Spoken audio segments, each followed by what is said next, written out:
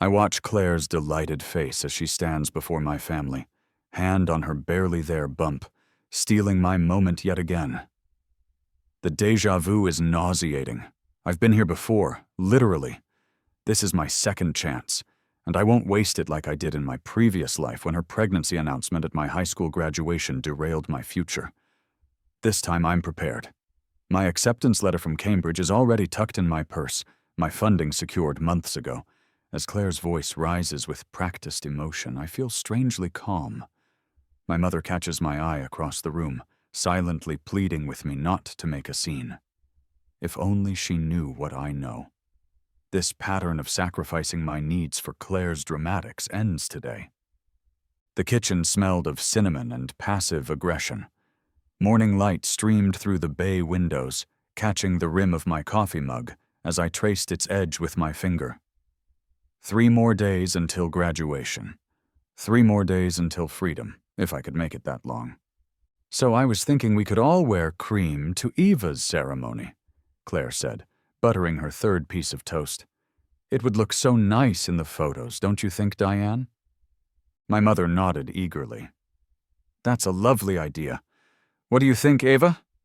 What I thought was that Claire had strategically chosen the one color that made me look sallow, but I just shrugged. Whatever works. Claire's eyes narrowed slightly before she smiled. It's not like the color really matters anyway.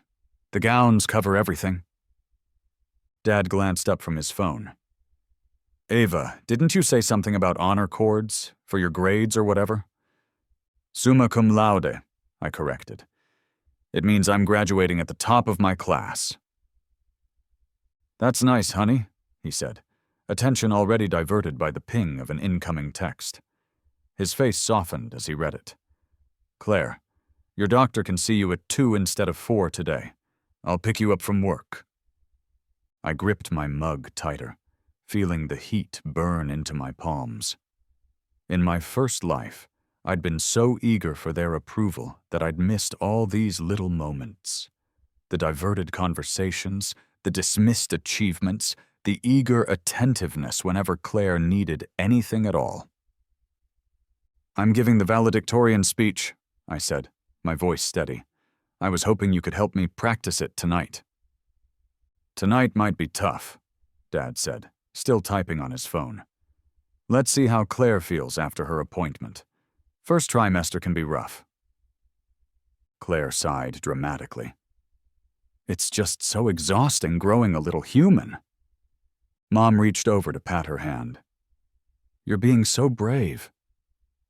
I stared out the window, letting their voices fade. In my mind, I was already sitting in a lecture hall across the ocean, breathing air that wasn't thick with family obligation. The memory hits me between bites of toast, visceral and sharp. The polyester graduation gown sticking to my skin in the June heat as I waited to be called to the stage. Valedictorian then, too. College scholarship secured. Ready to flee our small town for Boston University. Then Claire stood up in the family section and waved her hands until everyone turned to look. I'm pregnant, she had announced, loud enough for 3 rows in every direction to hear. Ava's going to be an aunt. What followed was a blur. My stumbling speech, the family celebration dinner that became all about Claire, and then the late-night conversation with my parents. She's going to need support, Mom had said, squeezing my hand. She and the baby will need their family close. Boston is so far, Dad added. And with what we'll need to help Claire with the baby, we just can't swing the extra costs your scholarship doesn't cover. I had cried that night, but by morning I'd made the decision they wanted. Community college close to home. Part-time job to help with expenses. Weekends babysitting so Claire could maintain her social life. 5 years passed, then 10. Claire's son grew. She married, divorced, moved on with her life. And there I was, still stuck, teaching at the local high school, living in an apartment 10 minutes from my parents, watching other people live while I merely existed. Until the night of my 33rd birthday, when I went to sleep after a dinner alone and woke up 17 again, staring at my teenage bedroom ceiling with a second chance I never expected. You're not seriously considering Cambridge, though, right? Mia stirred her latte, not meeting my eyes. I mean, it sounds amazing in theory, but realistically. The coffee shop buzzed with afternoon traffic, the smell of espresso sharp in the air. I took a measured sip from my cup. Why wouldn't I be serious about it? It's just so far and so expensive. She tucked her hair behind her ear. Her tell when she was being dishonest. And with everything going on with Claire... I set my cup down carefully. What about Claire? Mia shifted in her seat. Nothing specific, just, family stuff. Mia, I leaned forward. What do you know? She sighed, guilt flashing across her face. Claire asked about your college applications. I might have mentioned Cambridge and Oxford and the Fulbright thing. The betrayal stung, but not like it would have in my first life when Mia's approval meant everything. Now it was just another data point confirming what I already knew. My circle was a carefully constructed cage. You've been feeding her information about me? It wasn't a question. She's concerned about you. Mia's voice took on a defensive edge. We all are. These international schools, these big dreams, I just don't want you to get hurt when reality hits. I thought about the reality that had already hit me, a lifetime of regret compressed into memories that no one else shared. Sometimes, I said carefully, reality is exactly what you make it. Aunt Martha's dining room always smelled like furniture polish and judgment. The chandelier cast unflattering shadows across the table as we passed dishes family style, everyone careful not to spill on her precious tablecloth. Claire was telling me about the baby, she said, spooning green beans onto her plate. Such a brave choice at her age. Claire ducked her head in practiced modesty. It wasn't planned, but when life gives you blessings, you embrace them. Absolutely, Aunt Martha nodded vigorously. Family first, always. I felt eyes turn to me and braced myself. And Ava's considering studying abroad, Mom offered, her tone suggesting she was mentioning a terminal illness. Aunt Martha's eyebrows shot up. Abroad? Now? With everything happening here? Cambridge, I said, keeping my voice light. They have an amazing linguistics program. She pursed her lips. Seems rather selfish timing, doesn't it? When your sister needs support? Stepsister, I corrected gently. Claire's face tightened for a fraction of a second before melting into concern.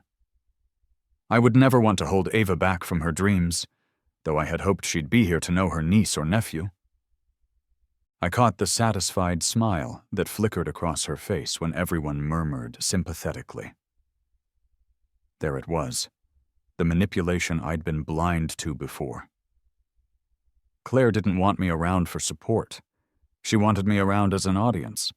Every achievement of mine was a spotlight she needed to redirect to herself. I'm still weighing my options, I lied smoothly. My plane ticket was already purchased, hidden in the false bottom of my jewelry box. Dad, do you have a minute? I stood in his office doorway, speech notes clutched in my hand. I wanted to run something by you. He glanced up from his computer. Can it wait? I'm looking up pediatricians for Claire. Her appointment went well, by the way. They did another ultrasound. That's great, I said, forcing enthusiasm into my voice. This will just take a few minutes. It's about my graduation speech. Right. He gestured vaguely to a chair. Have a seat.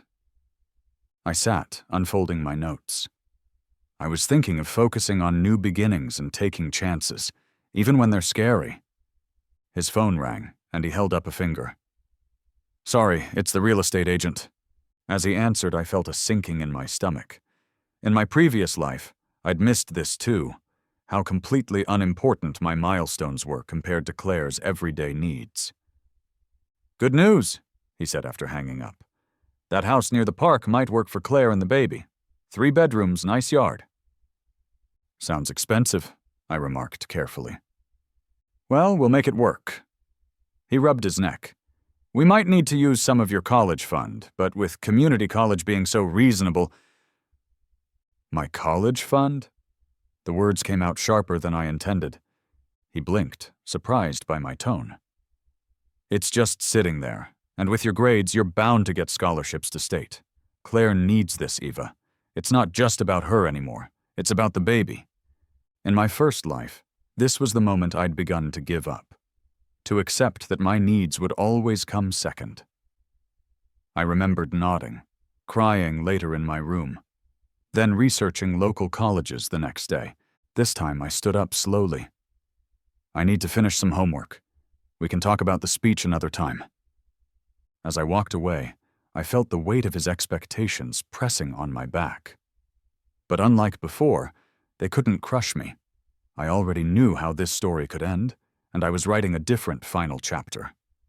The acceptance letter from Cambridge lay on the kitchen table where I'd purposely left it, creamy white paper catching the morning light.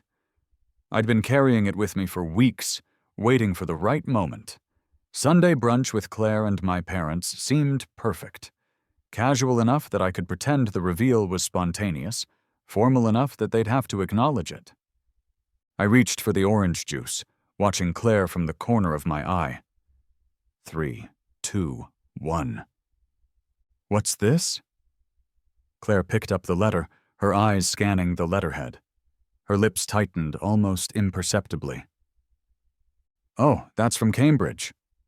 I kept my voice casual, spreading jam on my toast with deliberate slowness. "I got accepted to their linguistics program."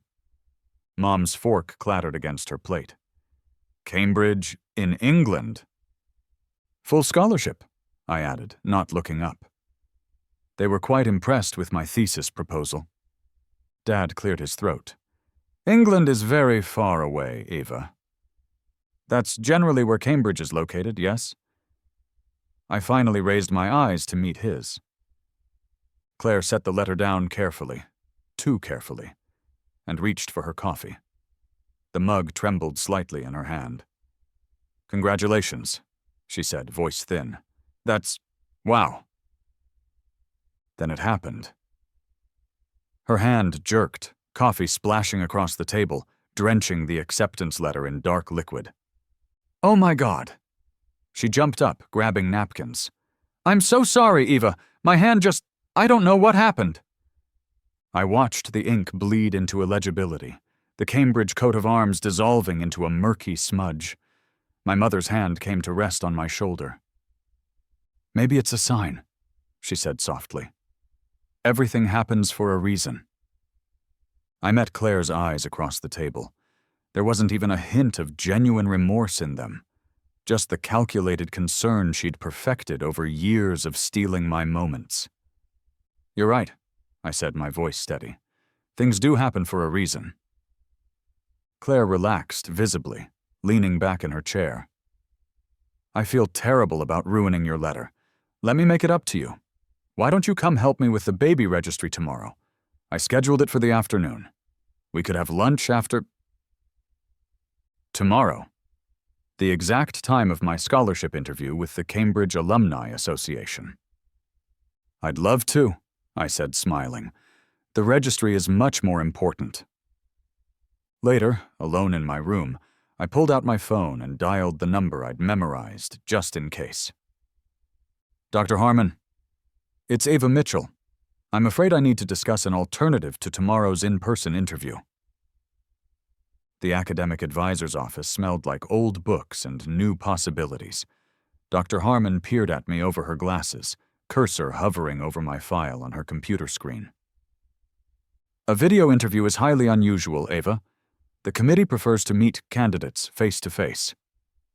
"I understand," I said, keeping my voice level. "But circumstances have changed, and I'm hoping they might make an exception." "What circumstances exactly?" I hesitated. then decided on honesty, or at least a version of it. Family obligations.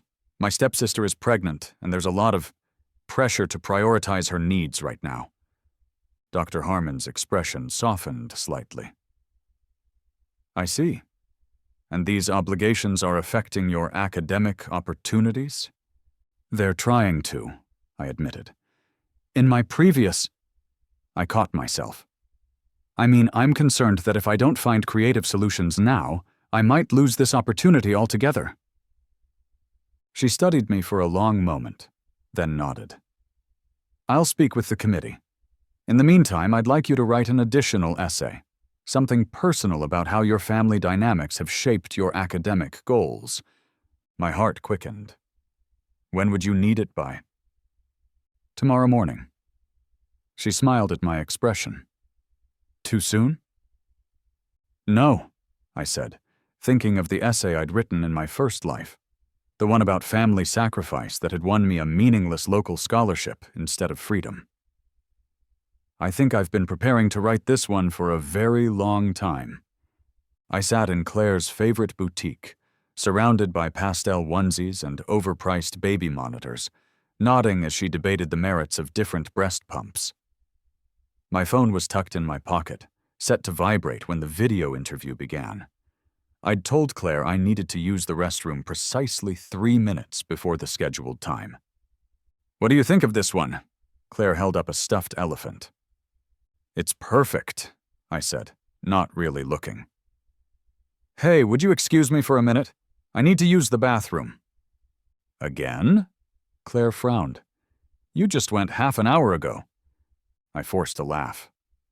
Too much coffee this morning, I guess. In the privacy of the family restroom, I propped my phone against my purse on the changing table, straightened my blouse, and tapped the video link in my email. 5 Cambridge faculty members appeared on my screen, Dr. Harmon among them. Miss Mitchell, said a silver-haired woman, thank you for joining us under these unconventional circumstances. Thank you for accommodating me, I replied, voice steady despite the adrenaline coursing through me. Your essay was quite compelling, another professor said, particularly your thoughts on how language can be both a bridge and a barrier in family dynamics.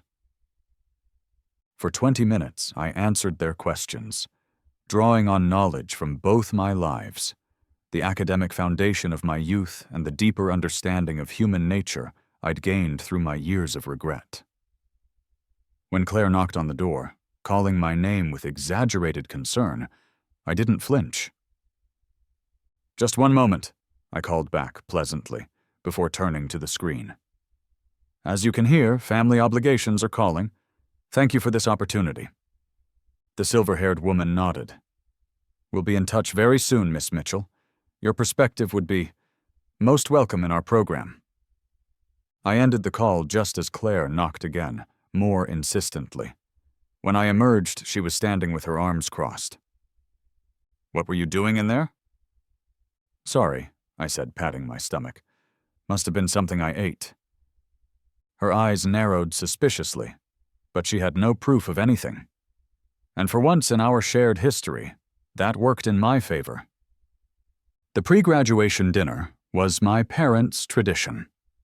A celebration with just the 4 of us before the ceremony and extended family gathering. Mom had made my favorite, lasagna, though she'd also prepared a bland alternative for Claire, who'd been complaining about nausea all week. So, Dad said, pouring wine for everyone except Claire. Big day tomorrow. Our graduate. We're proud of you, Ava. I smiled, waiting for the inevitable pivot. Though, of course, Mom added right on cue, this year is special for both our girls. Claire placed her hand on her stomach, a gesture she'd perfected over the past weeks. The timing is kind of perfect, one new beginning after another. My phone rang, interrupting whatever my father was about to say. Dr. Harmon's name flashed on the screen. Sorry, I said, reaching for it. I should take this. It's my academic advisor. Claire's expression soured. During dinner? I answered instead of responding to her.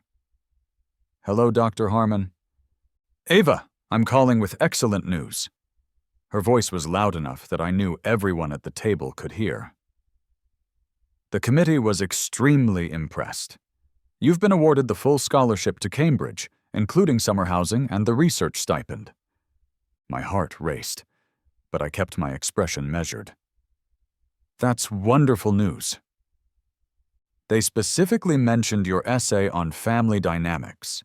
Quite insightful for someone your age. We'll need your formal acceptance by next week to process the visa paperwork. I'll send it tomorrow, I said, feeling Claire's eyes burning into me. Congratulations again. This is quite an achievement. I thanked her and hung up, setting my phone down carefully beside my plate. The silence around the table was thick enough to cut. Claire broke it first. Cambridge? You're still pursuing that? Of course, I said, taking a sip of wine. It's been my plan all along. But, she looked frantically between my parents. What about the baby? What about being here for family? Mom reached across the table for my hand. Ava, honey, I know this sounds like an amazing opportunity, but surely there are good schools closer to home. With Claire's condition and the baby coming. My condition? Claire's voice rose dramatically. I'm pregnant, not dying, but I was counting on Ava being here. Who's going to help me with night feedings when Mom and Dad are too tired? Who's going to babysit when I need a break? This is so selfish. Tears welled in her eyes. Claire's ultimate weapon. In my first life, those tears had been kryptonite, dissolving my resolve instantly. Dad cleared his throat. Ava, maybe you should reconsider. Defer for a year at least. Family has to come first. I set down my fork carefully. You're right. Family should come first. Claire's tears paused, confusion flickering across her face. But, I continued, I don't think we agree on what that means. To me, it doesn't mean sacrificing my future for someone else's choices. Not again. Again? Mom frowned. What do you mean, again? I caught myself. Figure of speech. The point is, I'm accepting the scholarship. My flight leaves the day after graduation. Claire's tears transformed into genuine shock. You've already booked a flight? Without discussing it with any of us? Yes, I said simply. I have. Her face crumpled, and she pushed back from the table. I can't believe you're abandoning me like this, after everything. She stood up, one hand on her stomach. What kind of aunt abandons her niece or nephew before they're even born? As she fled from the room, my parents exchanged panicked looks before Mom hurried after her. Dad stayed, looking at me with disappointment heavy in his eyes. Ava, you need to fix this. Call Dr. Harmon back. Explain that there's been a mistake. Family needs you here. I met his gaze steadily. No. No? His eyebrows shot up. What do you mean, no? I mean, Cambridge isn't a mistake. It's a correction. I stood up, picking up my plate to clear it. And I'm not calling anyone tonight except maybe the airline, to see if I can move my flight up a day. As I walked to the kitchen, I felt a lightness I hadn't experienced in either of my lives. The script had been rewritten. The pattern was broken. And for once, the family drama was unfolding without me at its center. I knew my journal was a risk, writing down memories from my first life, detailing the years of resentment and regret that no one in this timeline could possibly understand. It was dangerous. But I needed the release, needed somewhere to process the disorientation of living these days twice, with different choices. I should have been more careful about where I kept it. Ava, can we talk to you? Mom's voice carried up the stairs, tight with tension. I closed my laptop, already knowing what was coming. The familiar weight of dread settled in my stomach, but this time it was different. Not the helpless anxiety of my first life, but the strategic calculation of a chess player seeing moves ahead. They were waiting in the living room, Mom, Dad, and Claire. An intervention formation. My journal sat on the coffee table between them, its blue cover accusing me with its presence. "Have a seat," Dad said, his expression grave. I perched on the edge of the armchair, folding my hands in my lap. "What's going on?" Claire sniffled dramatically. "I was borrowing a sweater from your room, and I found this." She gestured to the journal. "I wasn't trying to snoop, but it was open, and I saw my name." A lie. The journal had been hidden in my desk drawer beneath folders and textbooks, but calling her out now would only derail the conversation. "We're concerned, Ava," Mom said, leaning forward. "The things you've written, about being reborn, about your previous life, about how Claire stole your future, these aren't healthy thoughts." Dad picked up the journal, flipping to a marked page. "In my first life, I let Claire's pregnancy announcement destroy my chances. I gave up everything to be the supportive sister, the reliable aunt, while she got to keep living her life. Not this time." He looked up at me. "What does this mean, Eva?" I felt a curious calm descend over me. In my previous life, being confronted like this would have shattered me. Now I saw it as merely another obstacle to navigate. "It's creative writing," I said, making my voice small, uncertain. "For English class, we're studying unreliable narrators. You know, characters who tell stories you can't fully trust." Claire's eyes narrowed. "This isn't for a class. You wrote my name, Dad's name, specific details about our family." I was using real people as inspiration. I blinked rapidly, as if fighting tears. "I'm sorry if it upset you. It wasn't meant for anyone else to read." "Ava, honey," Mom's voice softened. "This goes beyond creative writing. The resentment in these pages, the strange delusions about living a previous life. We're worried about your mental health."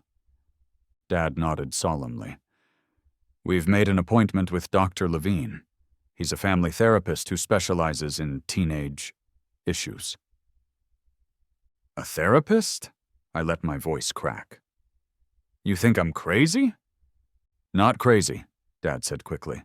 "Just struggling. And with your sudden insistence on moving across the ocean, away from your family, right when Claire needs you most." "It's almost like you hate me," Claire interjected, tears streaming down her face. "Like you hate this baby." I closed my eyes briefly. Claire always knew exactly which emotional buttons to push. "I don't hate you," I said quietly. "Or the baby. I'm just confused right now." "That's why we think Dr. Levine can help," Mom said, relief evident in her voice. "Your first appointment is tomorrow after school." I nodded slowly, keeping my eyes downcast. "Okay, if you think it will help." Claire's expression flickered with triumph before settling back into concern. She hadn't expected me to give in so easily. That was her first mistake. "We love you, Ava," Dad said, reaching over to squeeze my hand. "We just want what's best for you." As I squeezed back, I was already calculating. Dr. Levine, a family therapist, an objective third party who might actually listen to my side of things. This could work to my advantage.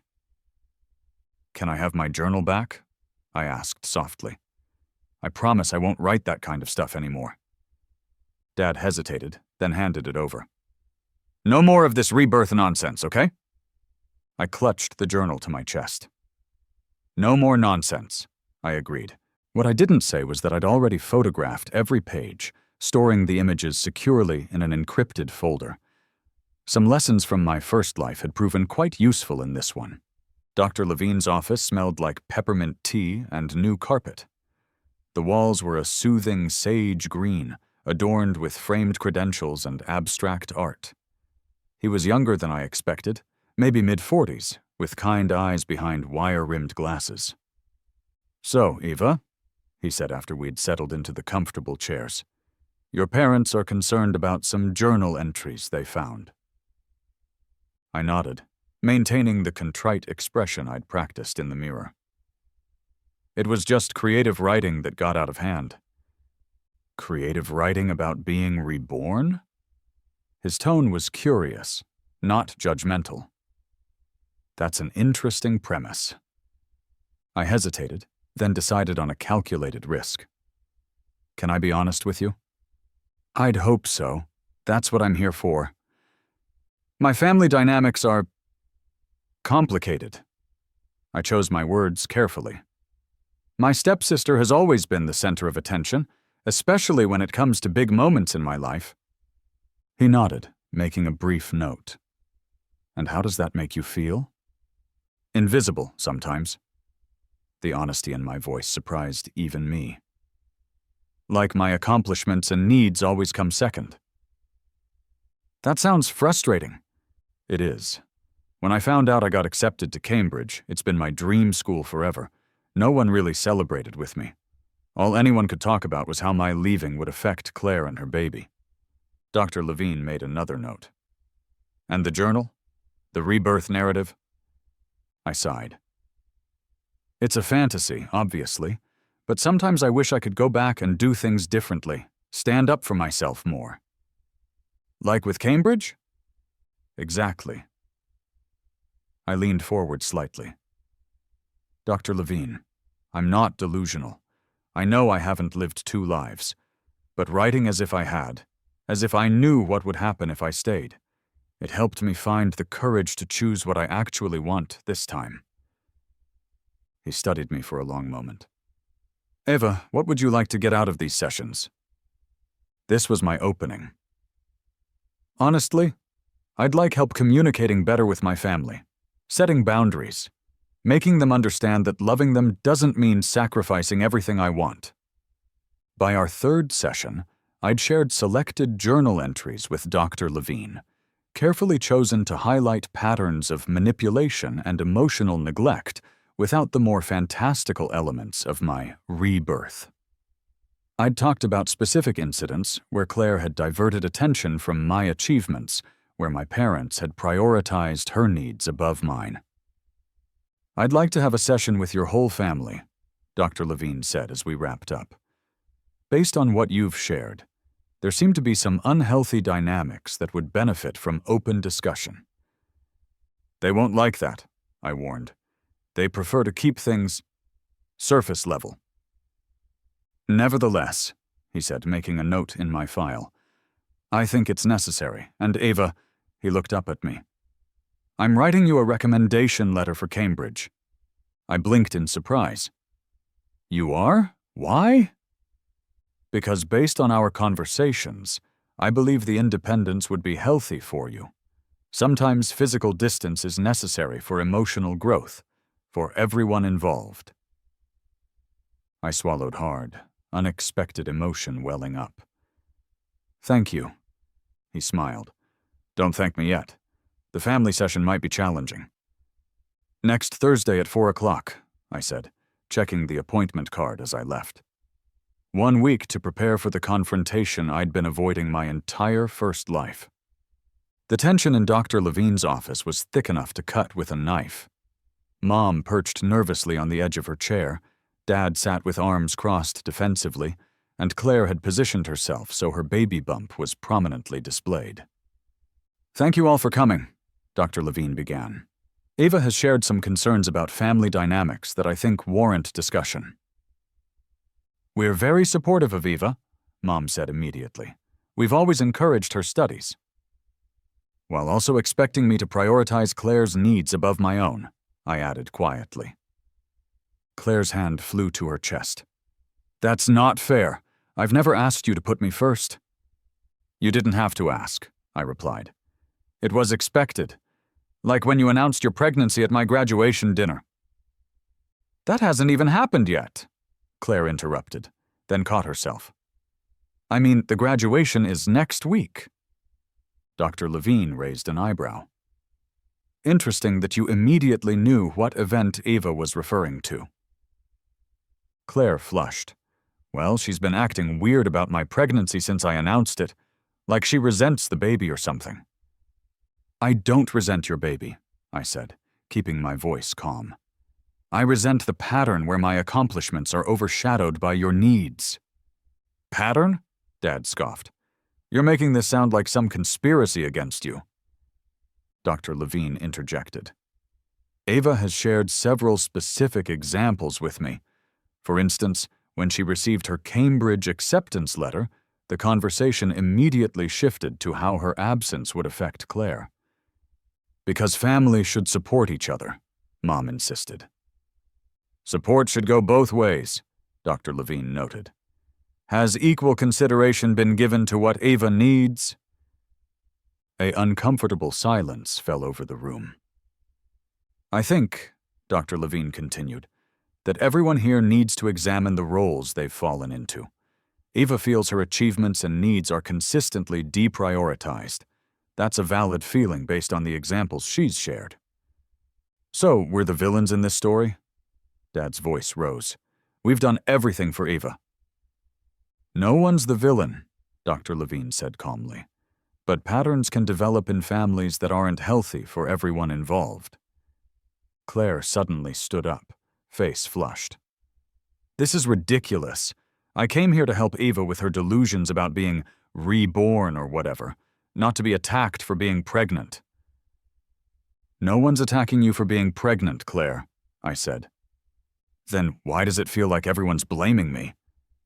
She pressed her hands against her face, shoulders shaking with sobs. The stress isn't good for the baby? Dr. Levine watched her calmly. Claire, physical symptoms of pregnancy are real, but they can sometimes be exaggerated, consciously or unconsciously, when they serve an emotional purpose. Claire's sobs stopped abruptly. What?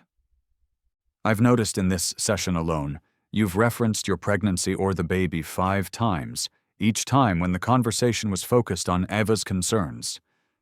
That's... Claire's mouth opened and closed. How dare you? I'm leaving. This whole thing is a joke. She grabbed her purse and stormed out, slamming the door behind her. Mom half rose from her seat. I should go after her. Diane? Dr. Levine said gently. That impulse right there is exactly what Ava has been talking about. Mom sank back down, looking torn. I think we have a lot more to discuss, Dr. Levine continued. But this is a start. I'd like to continue these sessions, with and without Claire present. Dad shook his head. I don't see the point if she won't participate. The point, I said, finding strength in my voice, is that Claire isn't the only person in this family who matters. I matter too, and I'm going to Cambridge with or without your blessing. As we left the office, I felt the weight of 17 years, 33 really, beginning to lift from my shoulders. For the first time, someone had witnessed the dynamic I'd been trapped in and named it for what it was. The family therapy sessions might not have gone exactly as planned, but they had achieved something even more valuable. Validation from an outside source that I wasn't crazy, wasn't selfish, wasn't wrong to want my own life, and the recommendation letter from Dr. Levine, citing my exceptional emotional intelligence and resilience in the face of challenging family dynamics, would only strengthen my position at Cambridge. Graduation morning dawned clear and bright, sunlight streaming through my bedroom window. I stood before the mirror, cap and gown already on, honor cords draped around my shoulders. The golden tassels caught the light as I moved, glinting like promises kept. My valedictorian speech sat folded in my pocket, each word carefully chosen. Not just for my classmates, but for my family. For Claire. For the me who had lived another life and lost everything. The doorbell rang downstairs, signaling the arrival of my aunt and uncle for pre-ceremony family photos. I took a deep breath and headed down, each step measured and deliberate. Today was the culmination of months of planning. Years, if you counted my previous life. The living room buzzed with conversation as relatives adjusted ties and smoothed dresses. Mom fussed with the camera tripod while Dad poured mimosas for the adults. Claire stood to the side, wearing a flowing cream dress that accentuated her small baby bump perfectly. Her hair was styled in soft waves, her makeup flawless. She'd prepared for this moment as carefully as I had. "There she is," Uncle Rob called as I descended the stairs. "The graduate of honor." Everyone turned, a chorus of congratulations rising to meet me. For one glorious moment, the spotlight was mine. Then Claire stepped forward, hand moving to her stomach in that practiced gesture I'd come to despise. "Before we take pictures," she said, voice carrying through the room, "I wanted to share some news that makes today even more special." My mother's eyes widened with excitement. She knew what was coming. They'd planned this, I realized with a sinking feeling, just like last time. "We found out yesterday." Claire paused dramatically, looking around the room to ensure all attention was fixed on her. "It's a girl. Ava's going to have a niece." The room erupted in cheers and exclamations. My aunt rushed to hug Claire, my uncle clapped my father on the back, and my mother's eyes filled with tears of joy. In an instant, my graduation had become a backdrop for Claire's pregnancy announcement, just like before. I felt a curious sense of déjà vu, mixed with detachment, as if I were watching the scene from above. In my first life, this moment had crushed me, the realization that even my highest achievements would always be secondary to Claire's life events. Now I observed the pattern with clinical interest, noting how effortlessly she commanded the room, how willingly everyone shifted their focus. "Ava," my mother called, gesturing me over. "Come stand by your sister for the first picture." Claire opened her arms to me, her smile radiantly triumphant. "Isn't it amazing? You're graduating and becoming an aunt on the same day." I stepped into her embrace, mirroring her smile with practiced ease. "It's perfect timing," I agreed, loud enough for everyone to hear. "I'm so happy for you, Claire. So excited to be an aunt." The lies came easily, coated in the honey of what my family wanted to hear. I smiled for the camera, arm around Claire's waist, her hand still resting on her belly. In the photos, we would look like the perfect sisters sharing a perfect moment. "Speech all ready?" Claire whispered as we posed for another shot. "Absolutely," I replied, still smiling. "It's going to be memorable." "I'm sure it will be," she said, squeezing my shoulder just a little too tightly. An hour later, seated on the stage among my fellow graduates, I watched the audience file in. My family had claimed an entire row near the front. Mom, Dad, Claire front and center, relatives filling in around them. They'd insisted on arriving early to get the best seats, though I suspected Claire simply wanted to ensure everyone would see her reaction to whatever I said. The principal's introduction droned on, followed by the superintendent, then the school board president. Finally, it was my turn. As valedictorian, I would be the last to speak before the awarding of diplomas. I approached the podium, unfolding my speech with steady hands. The microphone carried my voice across the football field, where hundreds of families sat watching. "Fellow graduates, faculty, family, and friends," I began, my voice clear and composed. "Today marks not just an ending, but a beginning. Not just a celebration of what we've accomplished, but a declaration of what we intend to become." I paused, looking out at the sea of faces before me, finding my family in the front row. Claire sat with perfect posture, one hand resting on her belly, the other clutching my mother's arm, ready to steal focus at the slightest opportunity. "We've all heard that life is about choices," I continued, "but what I've learned, what these past 4 years have taught me is that life is really about recognizing which choices are truly yours to make. I saw my father shift uncomfortably in his seat. Sometimes, the people who say they want what's best for you actually want what's easiest for them. Sometimes love comes with invisible strings attached, and sometimes the hardest choice isn't between right and wrong, but between your own dreams and someone else's expectations. My mother's smile had frozen on her face. Claire's eyes narrowed slightly. I stand before you today as valedictorian, an achievement that represents countless hours of work and sacrifice. But my greatest accomplishment isn't my GPA or the awards on my transcript. I took a deep breath. My greatest accomplishment is finding the courage to choose my own path, to recognize that while family is precious, it should be a foundation to build upon, not a cage to limit our potential. The audience was silent now, captivated by the unexpected turn. 2 months ago, I was accepted to Cambridge University on a full academic scholarship. In less than 12 hours, I'll be boarding a plane to begin my new life in England. A murmur rippled through the crowd. In the front row, Claire's mouth had fallen open, my mother's hand flying to her chest in shock.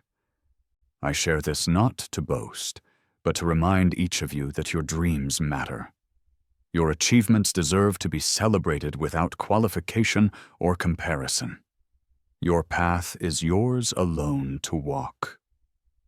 I looked directly at my family now, my voice steady. Some of you will face pressure to set aside your aspirations for others. Some of you will be told that ambition is selfish, that distance is betrayal, that success means following someone else's map. To you especially, I say, choose courage. Choose yourself. The people who truly love you will celebrate your journey, not obstruct it. As I finished the speech to thunderous applause, I watched Claire whisper furiously to my parents, her face flushed with anger. The calculated performance of joy had vanished, replaced by genuine outrage. My father's expression had darkened to stone, my mother dabbing at tears that weren't from pride. After the ceremony, as graduates and families mingled on the field, I made my way through congratulatory handshakes and hugs toward where my family stood waiting. Claire reached me first, gripping my arm with surprising strength. "What the hell was that?" she hissed, keeping her smile fixed for anyone watching. "England. Tonight. Are you insane?" "Not insane," I replied calmly. "Just finally making my own choices." My parents approached, my father's face rigid with controlled anger, my mother's with hurt confusion. "Ava," Dad said, voice low and dangerous, "we need to talk. Now." "Actually," I said, reaching into my graduation gown pocket, "I think you need to read." I pulled out several neatly folded packets of paper and handed one to each of them. "What's this?" my mother asked, unfolding hers. "Documentation," I said simply. "Texts from Claire to Mia about sabotaging my college applications, emails between you and Dad about using my college fund for Claire's house down payment, notes from my therapy sessions about the family dynamic, my journal entries from the past year, the ones that aren't creative writing." Their faces changed as they scanned the pages. Shock, embarrassment, then defensive anger flickering across their features. Claire's hands trembled as she read direct quotes of her own cruel messages. "You've been planning this all along," she whispered, "making us look like villains." "No," I corrected her. "I've simply been paying attention and keeping receipts."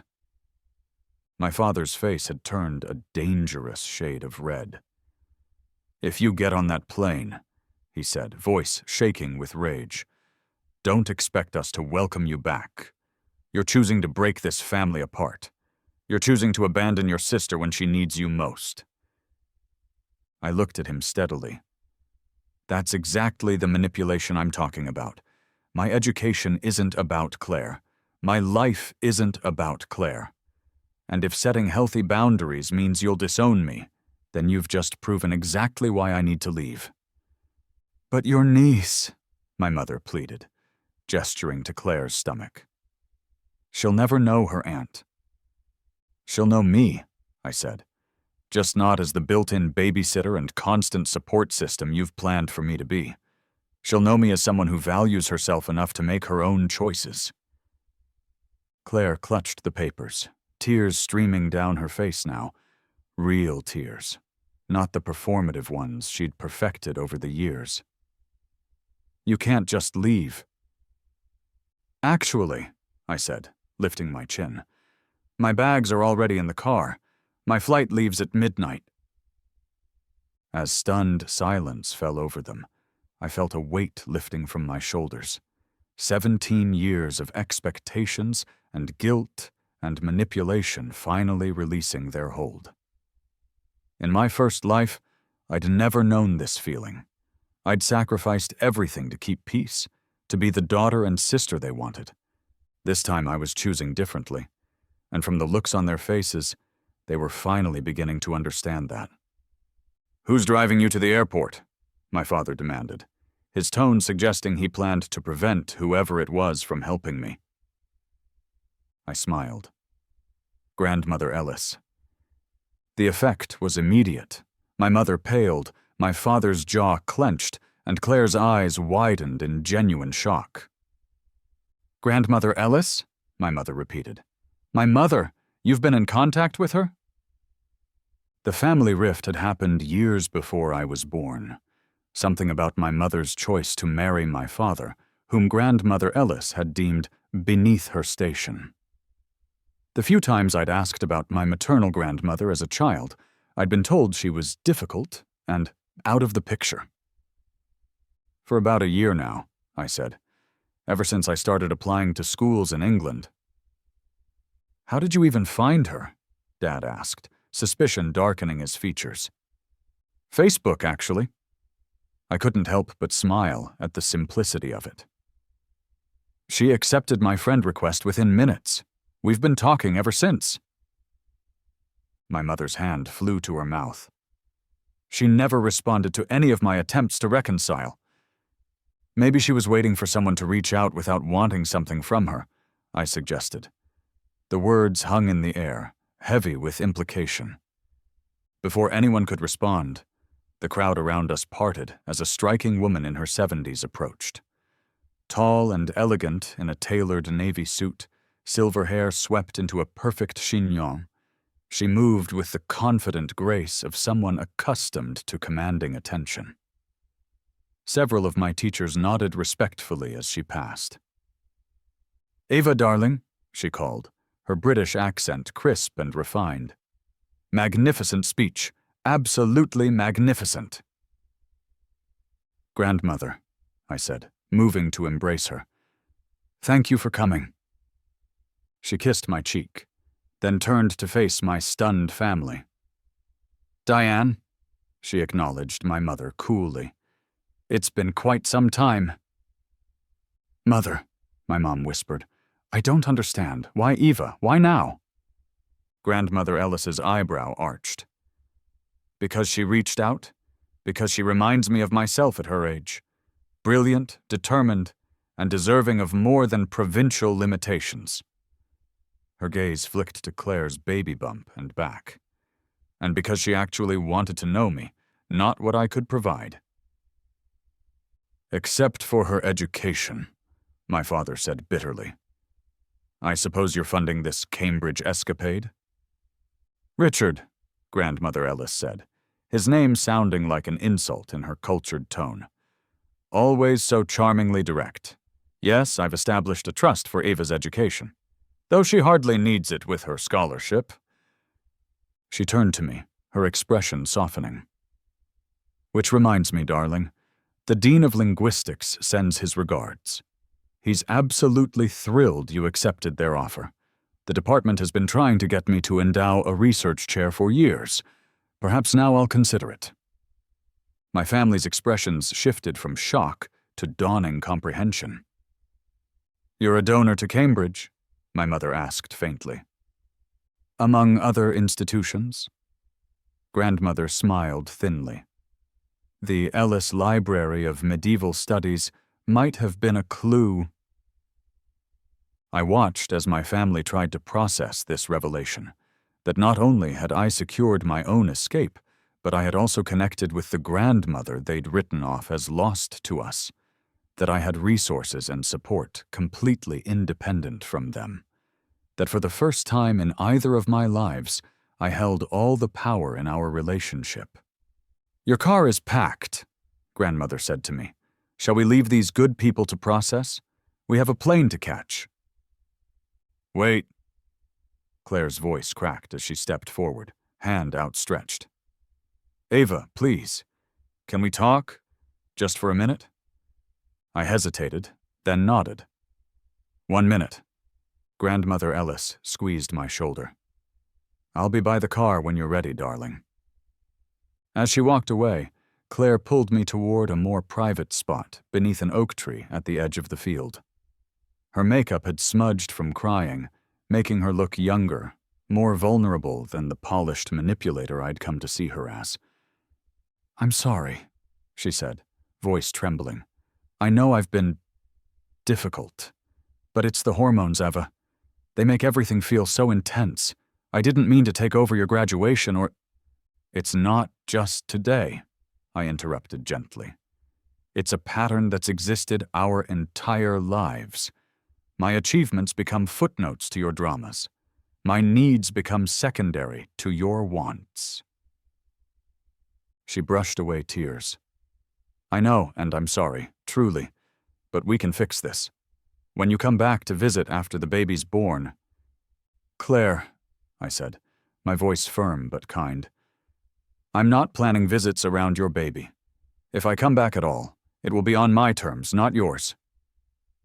Her face crumpled. But she's your niece. Don't you want to be part of her life? I'll be part of her life, I said, just not the way you've planned, not as the reliable aunt who sacrifices her own future to become your support system.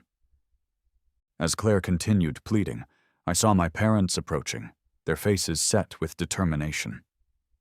Nearby, I noticed Mia hovering uncertainly, her graduation gown unzipped, phone clutched in her hand. Ava, my father began, his tone more conciliatory than I'd ever heard it. We've been talking. If Cambridge means this much to you, we'll support you. My mother nodded eagerly. We can help with an apartment there, something nicer than student housing. We can visit during holidays, make it work as a family. A fresh start, Dad added. No hard feelings about all this. I studied their faces, noting the calculated desperation behind their suddenly generous offer. They weren't offering because they respected my choice.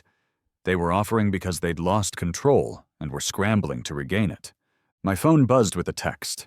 Glancing down, I saw Mia's name on the screen. Ava, I'm so sorry. I've been the worst friend. It was jealousy. You've always been smarter, more focused, more everything. I should have supported you instead of feeding info to Claire. Please forgive me. We can video chat when you're in England? Start over? I slipped the phone back into my pocket without responding, looking at my family gathered around me. Claire with her tear-stained face, my parents with their newfound support. Mia hovering on the periphery, all suddenly desperate to maintain connection now that they realized I was truly leaving. Thank you, I said quietly. I appreciate the offer, but I think we all need some space. Space? My mother repeated, her voice rising slightly. But we're family. Families stick together. Healthy families respect boundaries, I corrected. They celebrate each other's independence instead of punishing it.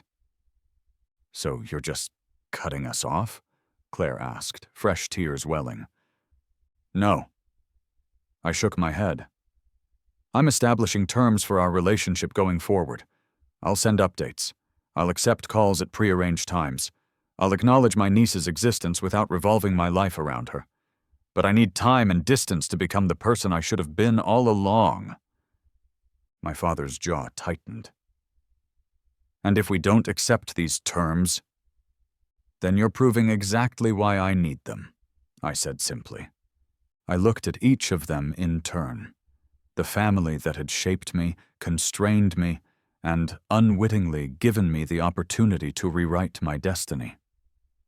In my first life, I'd given them everything they asked for and lost myself in the process. This time the script had changed. I have a plane to catch, I said, taking a step back. I'll email when I land safely. As I turned to walk away, I felt the weight of expectations falling from my shoulders. For the first time in either of my lives, I was walking toward my future instead of someone else's. The Cam River caught the late afternoon sunlight, turning from murky green to molten gold as it flowed beneath the mathematical bridge. From my apartment balcony, I had a perfect view. Ancient colleges on one side, willows trailing their branches in the water on the other. The air smelled of rain-washed stone and new possibilities. 1 year had passed since graduation day. 1 year since I'd boarded a plane with Grandmother Ellis and left behind the family that had defined and confined me for 2 lifetimes. "More tea?" Sanjay called from inside the apartment. "Please," I answered, not taking my eyes from the river. He joined me moments later, ceramic mugs steaming in the cool spring air. My favorite, chai with a hint of cardamom, the way his mother made it back in Mumbai. "Deep thoughts?" he asked, handing me a mug. I smiled. "Just appreciating the view. Still doesn't feel quite real sometimes." The prodigy from America, suddenly contemplative. He nudged my shoulder playfully. "The others won't believe it. They think you're all ambition and brilliance." The others were our study group. Sanjay from India, May from Singapore, Kasim from Kenya, and Lena from Germany. We'd bonded during orientation week and become inseparable since, challenging and supporting each other through demanding coursework and homesickness and cultural adjustments. None of them knew about my previous life, of course, but somehow they understood the core of me better than my family ever had. They celebrated my academic victories without jealousy, listened to my ideas without dismissal, and valued my independence without taking it personally. "Did you see Professor Whitaker's email?" Sanjay asked, leaning against the railing. "He mentioned your research proposal specifically." I nodded, warmth spreading through me that had nothing to do with the tea. "I still can't believe the department wants to fund it." "I can," Sanjay said simply. "It's brilliant work." My phone chimed from inside the apartment, the special tone I'd set for family messages. Once a week, like clockwork, my mother sent updates with photos attached.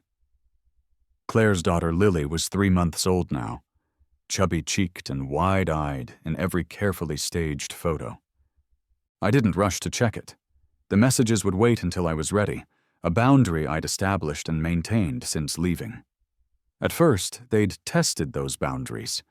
Daily texts, guilt-laden emails, even a threatened visit when I didn't respond quickly enough. But gradually, they'd accepted the new normal. Our relationship existed on my terms now, limited but slowly healing. "Family," Sanjay guessed, noticing my momentary distraction. "Probably baby pictures," I said. "My niece is very thoroughly documented." He smiled. "Will you visit them this summer?" I shook my head. "No, I'll be here for the research position. Maybe Christmas if the project allows." There was no guilt in my voice, no apology for prioritizing my work over family obligations. That was perhaps the greatest change this second life had brought. The ability to make choices without the crushing weight of others' expectations. Grandmother Ellis had helped, of course. Her apartment in Kensington had become my second home, her insight into academic politics invaluable as I navigated Cambridge's complex social hierarchies. Her own story, of breaking from family expectations to pursue an unconventional life of scholarship and independence, resonated deeply with me. In her, I'd found not just a benefactor, but a kindred spirit. "The others want to meet at the Eagle at 7, Sanjay said, checking his watch. Lena finished her thesis draft. "I'll be ready," I promised. "Just want to finish watching the sunset." As he went back inside, I sipped my tea and reflected on the version of myself I'd become. The Eva who lived this life was neither the people-pleaser of my first existence nor the calculating revenge-seeker of my early rebirth days. She was something else entirely, confident without arrogance, independent without isolation, ambitious without apology.